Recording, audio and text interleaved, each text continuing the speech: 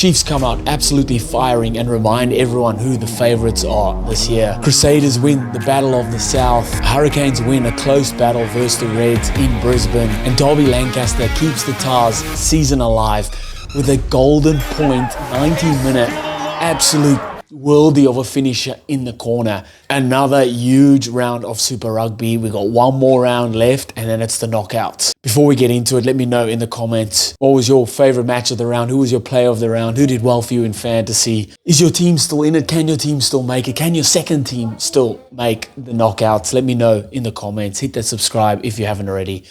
Let's get into it. So we'll have a look at the table quickly, because some guys can, so Chiefs, Crusaders, Brumbies, and Hurricanes locked in, right? Reds might be locked in too. So it's between Moana, Blues, and Waratahs to grab that 6th spot, if I'm looking at it correctly, if my maths are right. So Blues play Waratahs, and then Moana play Hurricanes. And that's gonna be, everyone is calling for the Hurricanes to lose on purpose to Moana, so that Moana can stay up and the Blues don't make it. But I want my Waratahs to make it. But Moana is also my second team, so it doesn't really matter. Quietly don't want the Blues to make it. So that's a big one. It's all to play, literally all to play for the last regular round of the season.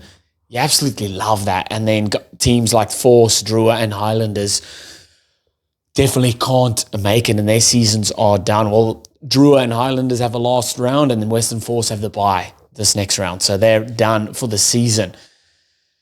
Whew. Is your team still in it? Let me know in the comments. We'll get into around the ground. So first game was Crusaders versus Highlanders, the Battle of the South, 15-12. Tight one, only 3 points in it. Highlanders could have won this one easily. They would missed about 9 or 12 points at goal, kicking at goal. Tough for the kickers. I get some days you're just not hitting it right, but in big games like this, you want to be knocking over at least 2 or 3 more kicks than the ones they missed. But not to be for the Highlanders, and they're always just there and thereabouts. I think they've lost 7 or 8 games this season within 7 points.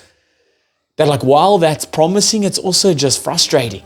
It'd be tough. It'd be tough to be Highlanders fan and in that Highlanders camp, because they can do it. They just can't jump over that last hurdle. Sevu Reece becomes the out-and-out leading try scorer for Super Rugby. Not his best try to get that 66, that number 66, but you take it. You take any of them. As long as you're scoring the try, you'll take it. A lot saying that wasn't supposed to be a try, but it was given. It's on the record books. It's down. Sevu Reece is on top.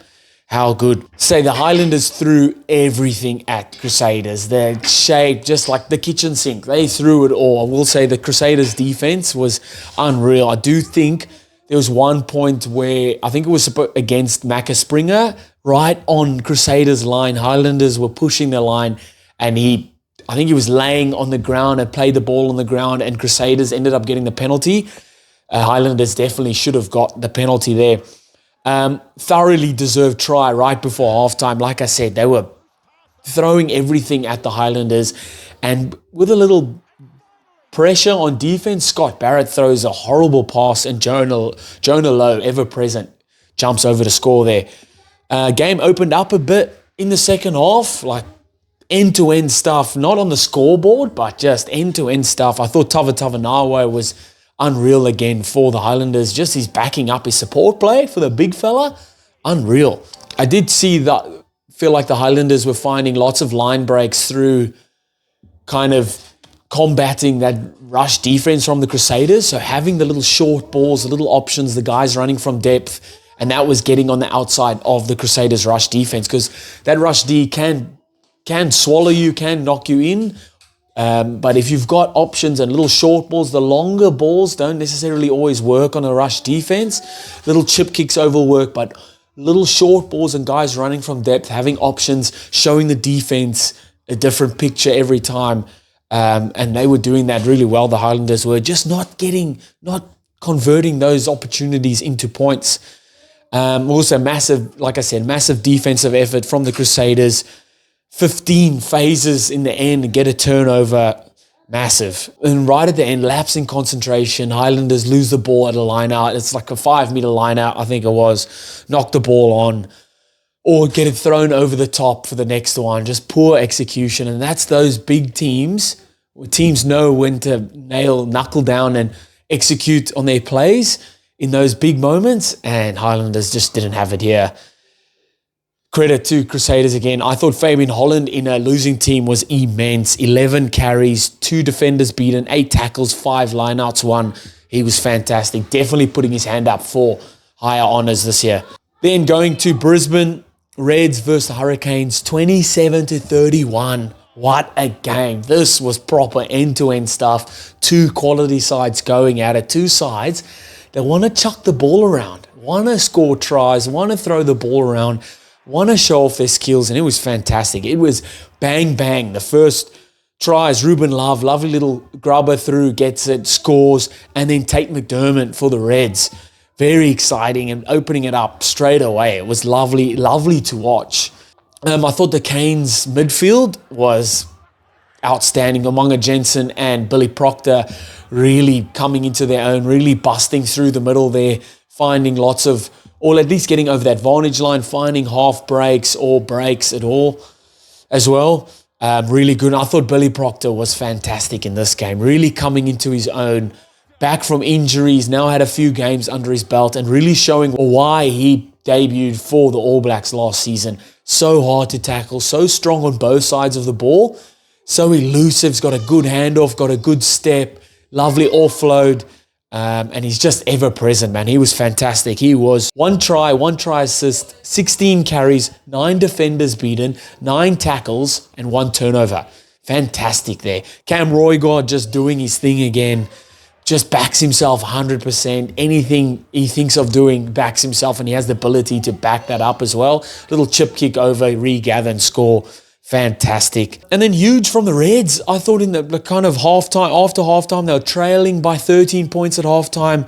Come back in. McDermott scores right off the back of it. That Reds go 20 phases before Bryle ends up scoring. He takes 3 Hurricanes players with him, but too little, too late. Hurricanes hold on. It was a massive game and too strong for the Hurricanes. And man, it was probably my game of the round. Then heading to the Chiefs versus Moana. Oh, wow. Wow. The Chiefs go, hello, hi, up to. We are here. We are the favorites. Holy, 85-7. Massive talks leading up to this game. Moana, the only team they haven't beaten in Super Rugby is the Chiefs. Everyone, can they beat them? Can they beat them? They definitely were building up to do so, but Chiefs go, not today. Not in my house. They were fantastic. Just, holy. They start with a bang and carry on with that bang throughout the whole game. Holy strong up front, dominant up front with their forwards, strong carries, very physical, and then letting their backs do their thing. Shooter Stevenson going over early untouched, and just Chiefs getting massive dominance in their forwards early on, and that carried throughout the game. They really did just beat Moana in all facets of the game. So mainly the contact areas, so carrying the ball, defending, set piece, so line out and scrums, and then just intensity, man. They were just, every Chiefs were up for it. They took this one personally, it felt like. Woke up and chose violence. I mean, 2 yellow cards for Moana obviously didn't help their cause at all. Of course, Adi Savia crosses over for Moana, and that was it for Moana. The rest of it was just Chiefs. Holy, their forwards stood up in this game. Tokiao, Tupovai, Arkoi, Parker, Jacobson, just Satiti, relentless, ruthless, dominant, just physical, and what you want from your forward pack, setting the foundation for your backside wide. You got Leroy Carter and Cortez Ratima getting a hat-trick apiece. Fantastic. Just absolute madness and a total shutout from the Chiefs. Proper statement to the rest of the competition. And then the Force versus the Waratahs, 17-22. Waratahs wait until The 90th minute, so the last bit of golden point, Derby Lancaster scores an absolute worldie in the corner to keep their season alive. Fantastic. How good is that? Like, you couldn't have scripted any better. How good. Totally, they started off totally against the run of the play. It was all Western Force. Tristan Riley gets an intercept out of nowhere. And then Carlo Tizana goes, we'll just back that up and I'll score my 13th try for the season. I'm talking as Carlo Tizano, I am now the leading try scorer for a forward in a single season. 13 tries. Holy. Back and forth on the scoreboard. Tars led for most of the half, but Western Force dragged their way back, or creep their way back in. And they do really well to lead before halftime. I thought Nick White did really well in controlling the tempo of the game, decision-making. His distribution is fantastic, as well as his comms around attack and defense. Really, really good. And I thought Hamish Stewart was fantastic. He's been unreal for the Western Force this whole season. Doesn't really put up the big numbers, the big stats. He definitely does on the defensive side of things. Loves to make a tackle, but just solid. He's got great skills. Good, like I said, on both sides of the ball. He was really good. He was 1 try, 11 carries, 6 defenders beaten, 19 tackles, 3 turnovers. Massive, massive numbers there for Hamish Stewart. But what a finish. 17 all at full time. They go into golden point. Right at the end, 90th minute, Derby Lancaster gets it down the edge. The big dive to score. People saying it's not a try. It's awarded. It's a try. They went to the TMO. The TMO said it was a try. It's a try. Insane. Waratahs keep their season alive. They now have one more game to win to get into the finals. And then you know what happens in finals, boy. Anything can happen. Waratahs are here. It's still the year of the Tars, baby. Let's go. And that wraps it up. Holy. Let me know in the comments what was your try of the round, your match of the round. Who did well for you in fantasy? Hit that subscribe if you haven't already. And I'll see you next time. Bye.